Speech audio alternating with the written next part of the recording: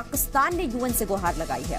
पाक विदेश मंत्री शाह महमूद कुरैशी ने चिट्ठी लिखकर भारत के गुस्से से बचाने के लिए अपनी भूमिका निभाने को कहा है। जम्मू कश्मीर के पुलवामा आतंकी हमले के बाद पाकिस्तान पर बने भारी दबाव ने काम करना शुरू कर दिया है। पाकिस्तान के विदेश मंत्री शाह महमूद कुरैशी ने संयुक्त राष्ट्र को चिट्ठी लिखकर अपनी भूमिका निभाने की अपील की है।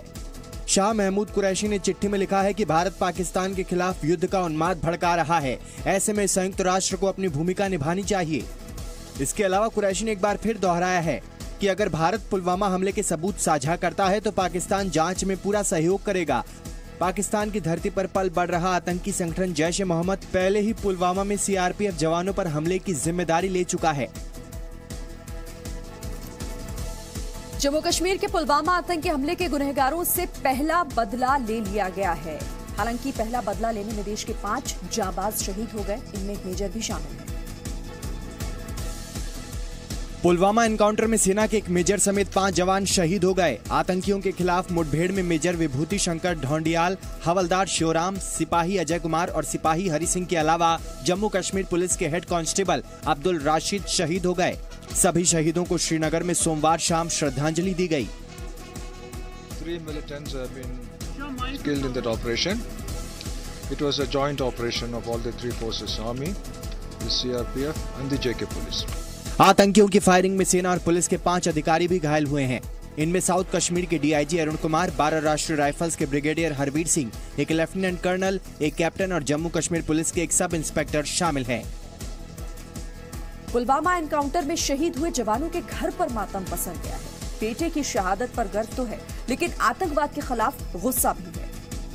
पुलवामा एनकाउंटर में देश के लिए बलिदान देने वाले हवलदार शिवराम राजस्थान की खेतड़ी के रहने वाले थे। उनकी शहादत की खबर सुनकर पूरे गांव में मातम है। शिवराम के पिता का भी निधन हो चुका है। परिवार में सिर्फ मां, पत्नी और 5 साल का छोटा बेटा है। हमारे गांव का शिवराम सिराधना बहुत अच्छा लड़का था, शुरू से ही होनहार था स्कूल में। यूपी के मेरठ के रहने वाले सिपाही अजय कुमार के घर पर भी मातम पसरा हुआ है। शहीद अजय 31 जनवरी को 1 महीने की छुट्टी के बाद ड्यूटी पर लौटे थे। एनकाउंटर पर जाने से पहले शहीद अजय ने अपनी पत्नी से आखिरी बार फोन पर बात की थी। मेरा भतीजा था अजय कुमार जी, वहाँ मुठभेड़ में शहीद हुआ जी। अजय की शादी 4 साल पहले हुई थी और उनका एक 2.5 साल का बेटा है। शहीद अजय के पिता वीरपाल सिंह सेना से रिटायर्ड हैं।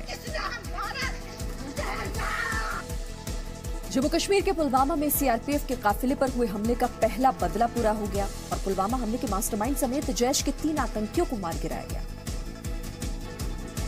दक्षिण कश्मीर के पुलवामा में सुरक्षा बलों ने सोमवार को 3 आतंकियों को मार गिराया। मारे गए तीनों आतंकी जैश ए मोहम्मद के कमांडर बताए जा रहे हैं। मारे गए आतंकियों में पाकिस्तान का रहने वाला जैश ए मोहम्मद का कमांडर कामरान भी शामिल है। पाकिस्तानी आतंकी फरहद और स्थानीय आतंकी हिलाल अहमद भी मारे गए हैं। जो हमको छेड़ता है उसको हम छोड़ेंगे नहीं, प्रधानमंत्री जी ने कहा। अब इसमें सर्जिकल है, महा सर्जिकल है, नॉन सर्जिकल है, क्वाजी सर्जिकल है, वो बात नहीं है। पाकिस्तानी आतंकी कामरान पुलवामा में सीआरपीएफ के काफिले पर हुए हमले का मास्टरमाइंड था। 2017 से पुलवामा और अवंतीपुरा में कामरान सक्रिय था। कामरान कई आतंकी हमलों में शामिल था। इसके अलावा घाटी में आतंकियों की भर्ती का जिम्मा भी कामरान पर ही था। मारे गए आतंकियों से भारी मात्रा में हथियार और गोला बारूद बरामद किया गया है। पिंगलान इलाके में एनकाउंटर के दौरान स्थानीय लोगों ने सुरक्षा बलों पर पत्थरबाजी भी की। कभी जिस आंगन में शहीद विभूति ढोंडियाल की किलकारियां गूंजी थी, आज उस आंगन में जब वो तिरंगे में लिपटे पहुंचे तो परिवार वालों के आंसू थम नहीं रहे। देहरादून में शहीद मेजर विभूति शंकर ढोंडियाल के घर पर मातम पसरा है। जम्मू कश्मीर के पुलवामा में आतंकियों के साथ एनकाउंटर में शहीद हुए मेजर विभूति शंकर ढोंडियाल का पार्थिव शरीर घर पहुंचा तो उन्हें श्रद्धांजलि देने वालों का हुजूम उमड़ पड़ा। लोगों ने शहीद विभूति ढोंडियाल अमर रहे के नारे लगाए।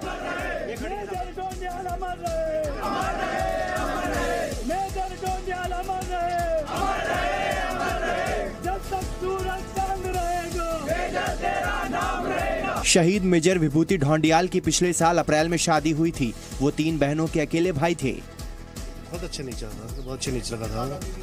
हमारा तो पड़ोसी था, मुलाकात हो जाती थी। 10-15 दिन पहले मुलाकात हुई थी। दोनों भाई दोनों घूम रहे थे मोहल्ले में। 10 दिन पहले ही था। बहुत अच्छे मिजाज का।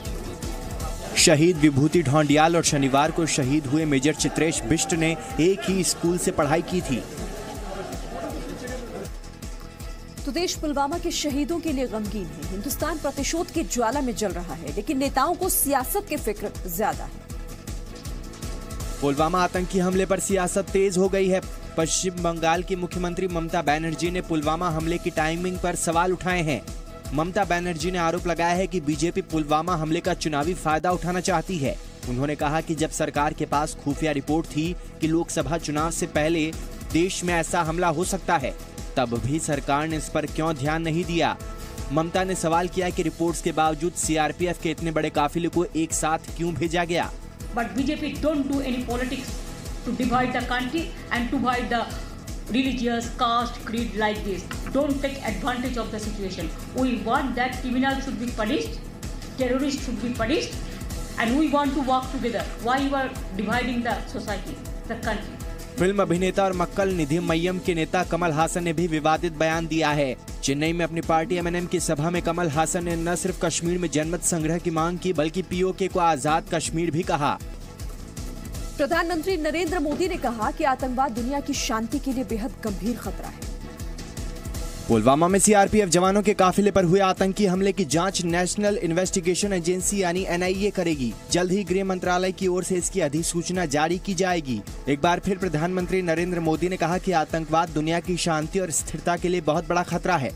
दिल्ली में उन्होंने कहा कि आतंकवादियों और उनके समर्थकों के खिलाफ कार्रवाई से हिचकना भी आतंकवाद को बढ़ावा देना है। वैश्विक शांति और स्थिरता के लिए बहुत बड़ा गंभीर खतरा है। पुलवामा में हुआ क्रूर आतंकवादी हमला यह दिखाता है कि अब बातों का समय निकल चुका है। पीएम मोदी ने कहा कि पुलवामा के क्रूर हमले से साफ हो गया है, अब बातों का समय निकल चुका है। पूरी दुनिया को आतंकवाद और उसके समर्थकों के खिलाफ एकजुट होकर ठोस कदम उठाने की जरूरत है। अब सारी दुनिया को आतंकवाद और उसके समर्थकों के विरुद्ध एकजुट होकर ठोस कदम उठाने की आवश्यकता है। भारत की यात्रा पर आए अर्जेंटीना के राष्ट्रपति मॉरिसियो मैक्री के साथ चर्चा के बाद प्रधानमंत्री मोदी ने ये बातें कही। मैक्री ने पुलवामा के शहीद जवानों को श्रद्धांजलि दी और हर तरह के आतंकवाद की निंदा की।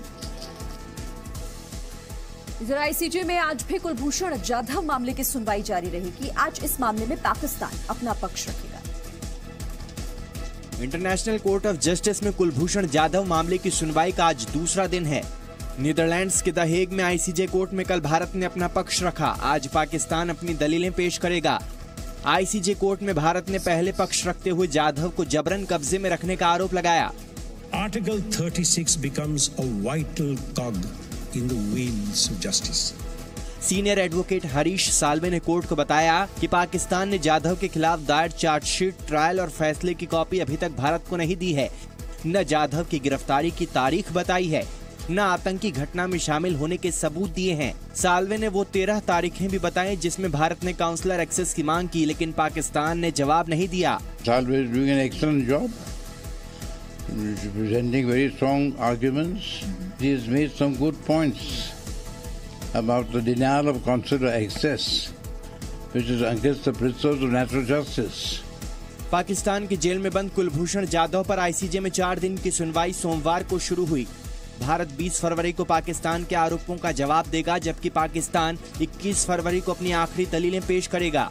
सुनवाई के दौरान आईसीजे गर्मियों में अपना फैसला सुना सकता है। अब इंटरनेशनल कोर्ट में पाकिस्तान को शर्मिंदा करने वाली एक तस्वीर आपको दिखाते हैं। इंटरनेशनल कोर्ट ऑफ जस्टिस में भारत ने पाकिस्तान को कूटनीतिक जवाब भी दिया। पाकिस्तान विदेश मंत्रालय के जॉइंट सेक्रेटरी मंसूर खान ने जब भारत के जॉइंट सेक्रेटरी दीपक मित्तल से हाथ मिलाना चाहा तो दीपक मित्तल ने दूर से ही हाथ जोड़ लिए। दीपक मित्तल ने हाथ न मिलाकर सिर्फ नमस्कार किया और ये संदेश देने की कोशिश की कि पुलवामा का जख्म हम नहीं भूलेंगे। इसके बाद अनवर मंसूर खान एक कदम आगे बढ़े और भारत के दूसरे प्रतिनिधि से भी हाथ मिलाने की कोशिश की, तो उन्होंने भी अनवर से हाथ न मिलाकर पाकिस्तान को करारा जवाब दिया। और देश भर में शाम 3 बजे पुलवामा के शहीदों के लिए आज 2 मिनट का मौन रखा जाएगा। पुलवामा आतंकी हमले में शहीद हुए जवानों के परिवारों के प्रति एकजुटता दिखाने के लिए आज पूरे देश में शाम 3 बजे 2 मिनट का मौन रखा जाएगा। इस दौरान शहीदों को श्रद्धांजलि दी जाएगी। वहीं देश भर में शहीदों को श्रद्धांजलि देने का सिलसिला जारी है। तमिलनाडु के कोयम्बटूर में ट्रांसजेंडर समुदाय ने भी शहीदों को श्रद्धांजलि दी, मौन रखकर नमन किया, कैंडल जलाई और सरकार से पाकिस्तान को ठीक से सबक सिखाने की अपील की। हम लोग दिखाना चाहते हैं भारत में सब इकट्ठा है। उन लोग कभी भी सेना का साथ खड़ा रहेगा, हमेशा खड़ा रहेगा। और इस प्रार्थना का कारण उनका जो वीर मरण हुआ है, उन लोग उनको स्वर्गवासी होना चाहिए। कोलकाता में बीजेपी ने पैदल मार्च निकालकर शहीदों को श्रद्धांजलि दी। शहीदों की याद में दिए भी जलाए। कैंडल मार्च में सभी समुदाय के लोगों ने हिस्सा लिया। आखिरकार महाराष्ट्र में नाना करते हुए शिवसेना ने बीजेपी के साथ गठबंधन कर ही लिया है। पीएम मोदी ने भरोसा जताया कि गठबंधन महाराष्ट्र की पहली पसंद होगी। महाराष्ट्र में बीजेपी और शिवसेना साथ मिलकर 2019 का लोकसभा चुनाव लड़ेंगी। बीजेपी 25 और शिवसेना 23 सीटों पर अपने उम्मीदवार खड़े करेगी। दोनों पार्टियां विधानसभा चुनाव में बराबर सीटों पर चुनाव लड़ेंगी। बीजेपी अध्यक्ष अमित शाह और शिवसेना अध्यक्ष उद्धव ठाकरे की मौजूदगी में दोनों पार्टियों के बड़े नेताओं की बैठक में समझौते पर मुहर लगी। भारतीय जनता पार्टी शिवसेना लोकसभा और विधानसभा दोनों चुनाव साथ में लड़ेगी। लोकसभा में भारतीय जनता पार्टी 25 सीटें लड़ेगी, शिवसेना 30 सीटें लड़ेगी। पीएम नरेंद्र मोदी ने बीजेपी शिवसेना के गठबंधन को राजनीति से परे बताया है। पीएम नरेंद्र मोदी ने ट्वीट कर कहा है कि मुझे भरोसा है कि हमारा गठबंधन महाराष्ट्र की पहली और एकमात्र पसंद होगी। अटल बिहारी वाजपेयी और बाल ठाकरे के विचारों से प्रेरित होकर बीजेपी शिवसेना गठबंधन महाराष्ट्र के लोगों के कल्याण के लिए काम करना जारी रखेगी। बीजेपी अध्यक्ष अमित शाह ने उद्धव ठाकरे को मनमुटाव दूर करने के लिए शुक्रिया कहा। उन्होंने कहा कि शिवसेना और बीजेपी का साथ बहुत पुराना है। भारतीय जनता पार्टी का सबसे पुराना अगर कोई साथी है तो शिवसेना और अकाली दल ने भारतीय जनता पार्टी का हर समय पर, अच्छे बुरे हर समय पर साथ दिया है। उद्धव ठाकरे ने कहा कि दोनों पार्टियों के बीच कोई मतभेद नहीं है, हमारे मन बिल्कुल साफ हैं। 2014 में बीजेपी और शिवसेना ने एक साथ लोकसभा चुनाव लड़ा था। विधानसभा चुनाव अलग अलग लड़ने के बाद मिलकर सरकार बनाई थी। दक्षिण भारत में सियासी वजूद तलाश रही बीजेपी को एआईएडीएमके का साथ मिल सकता है। लोकसभा चुनाव के लिए तमिलनाडु में बीजेपी और ऑल इंडिया अन्ना द्रविड़ मुनेत्र कजगम यानी एआईएडीएमके आज गठबंधन का ऐलान कर सकती है। बीजेपी अध्यक्ष अमित शाह आज चेन्नई जा रहे हैं। उम्मीद जताई जा रही है कि शाह गठबंधन का ऐलान कर सकते हैं। राज्य में बीजेपी 15 और एआईएडीएमके 25 सीटों पर चुनाव लड़ सकती है। एआईएडीएमके और बीजेपी अपने कोटे से कुछ सीटें सहयोगी दलों को देगी। संभावना है कि बीजेपी तमिलनाडु में सिर्फ 8 सीटों पर चुनाव लड़े। 2014 के लोकसभा चुनाव में एआईएडीएमके अकेले मैदान में उतरी थी। और पीएम मोदी आज मिशन यूपी पर रहेंगे। अपने संसदीय क्षेत्र में पीएम करोड़ों की सौगात देंगे। आज प्रधानमंत्री नरेंद्र मोदी आज अपने संसदीय क्षेत्र वाराणसी के दौरे पर रहेंगे। पीएम मोदी वाराणसी में आज करोड़ों की विकास परियोजनाओं का शिलान्यास और उद्घाटन करेंगे। प्रधानमंत्री मोदी सुबह 9 बजे बाबतपुर हवाई अड्डे पहुंचेंगे, जहां से वो डीएलडब्ल्यू जाएंगे और डीएलडब्ल्यू में बने रेल इंजन को हरी झंडी दिखाकर रवाना करेंगे। इसके बाद प्रधानमंत्री संत रविदास मंदिर जाएंगे। रविदास जयंती के मौके पर संत रविदास की मूर्ति स्थापित होगी। प्रधानमंत्री बीएचयू में महामना मदन मोहन मालवीय कैंसर इंस्टीट्यूट का उद्घाटन भी करेंगे। साथ ही आयुष्मान भारत स्कीम के लाभार्थियों से बात करेंगे। बीएचयू से प्रधानमंत्री रोहनिया जाएंगे, जहां वो करोड़ों रुपए की योजनाओं की नींव रखेंगे और एक रैली में हिस्सा लेंगे। प्रधानमंत्री के दौरे को लेकर वाराणसी में जबरदस्त इंतजाम किए गए हैं। सऊदी अरब के क्राउन प्रिंस मोहम्मद बिन सलमान आज भारत पहुंच रहे हैं। बड़े निवेश और 5 एमओयू पर दस्तखत कर सकते हैं। सऊदी अरब के क्राउन प्रिंस पहली बार भारत दौरे पर आज नई दिल्ली पहुंच रहे हैं। 2 दिन के दौरे में भारत और सऊदी अरब के बीच कई समझौते होने हैं। भारत और सऊदी अरब 5 एमओयू पर दस्तखत कर सकते हैं। पीएम मोदी के निमंत्रण पर प्रिंस भारत आ रहे हैं। भारत सऊदी अरब के बीच रक्षा क्षेत्र में सहयोग भी बढ़ाया जाएगा। इसके साथ ही दोनों देश जल्द ही जॉइंट नेवल एक्सरसाइज भी कर सकते हैं। साथ ही बिजनेस में ऑयल रिफाइनरी प्रोजेक्ट में $44 बिलियन के निवेश पर भी बातचीत हो सकती है। भारत आने से पहले सऊदी अरब के प्रिंस पाकिस्तान के दौरे पर थे। सूत्रों के मुताबिक जहां उन्होंने कर्ज में डूबे पाकिस्तान को $20 बिलियन के राहत पैकेज के तौर पर निवेश सौदों पर हस्ताक्षर किए हैं, लेकिन सऊदी अरब के प्रिंस ने पुलवामा हमले की कड़ी निंदा करते हुए कहा कि बीते कुछ सालों में आतंकवाद और जम्मू कश्मीर को लेकर सऊदी के नजरिए में काफी बदलाव आया है। वो पाकिस्तान की बनाई कहानी को स्वीकार नहीं करता है। 3 देशों की यात्रा पर निकली विदेश मंत्री सुषमा स्वराज 18 फरवरी को स्पेन पहुंची।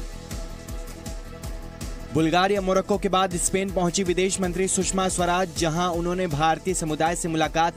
इस मौके पर स्पेनिश गायिका ने महात्मा गांधी के प्रिय भजन वैष्णव जन तो तेने कहिए गाया। महात्मा गांधी की 150वीं जयंती के मौके पर 150 से ज्यादा देशों के नागरिकों ने इस भजन को गाया है।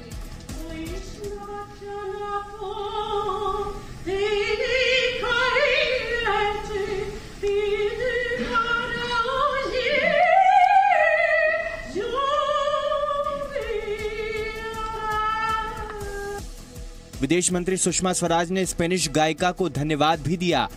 साथ ही कहा, किसी भी देश की यात्रा में बिना भारतीय समुदाय से मिले मेरी यात्रा पूरी नहीं होती।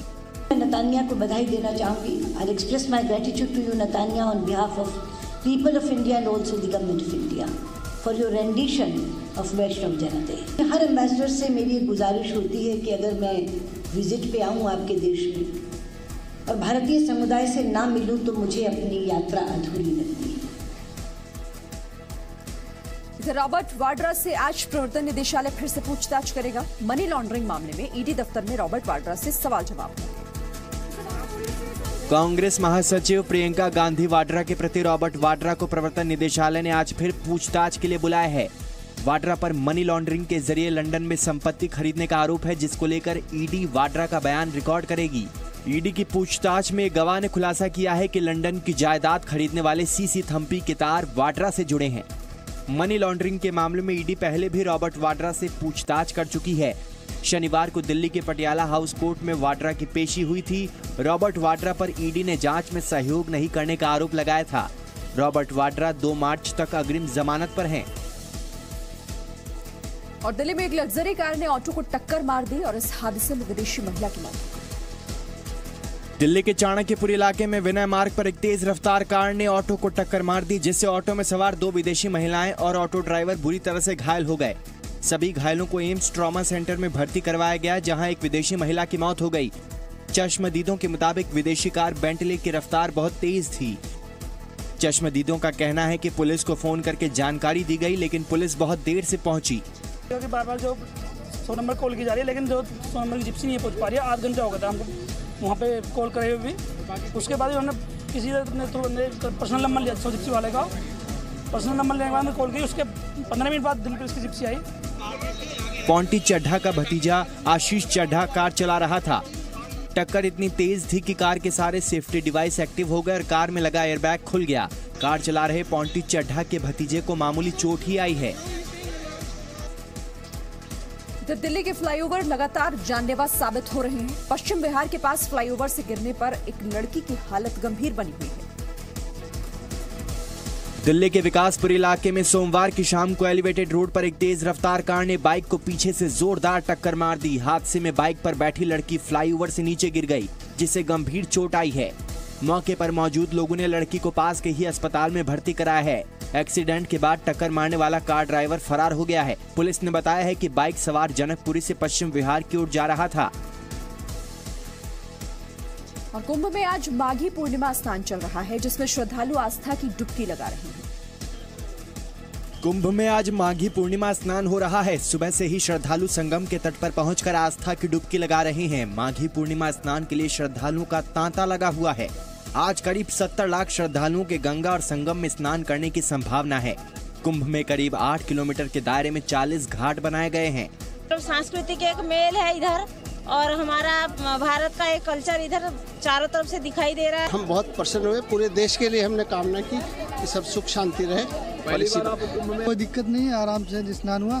पूरी फैमिली मेरी बस आराम से हो गया, मन प्रसन्न हो गया। इस बार माघ पूर्णिमा पर अर्ध कुंभ का संयोग भी बना है।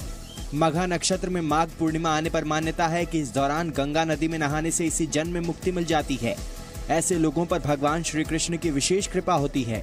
कुंभ में माघी पूर्णिमा से पहले मकर संक्रांति, बसंत पंचमी, मौनी अमावस्या और शाही स्नान हो चुके हैं। इससे पहले मौनी अमावस्या के दिन 5 करोड़ लोगों ने स्नान किया था। संगम में डुबकी लगाने वाले श्रद्धालुओं की संख्या 24 करोड़ तक पहुंच जाएगी, जो आज तक कभी नहीं हुआ। 2013 में पूरे कुंभ के दौरान 12 करोड़ श्रद्धालुओं ने ही स्नान किया था।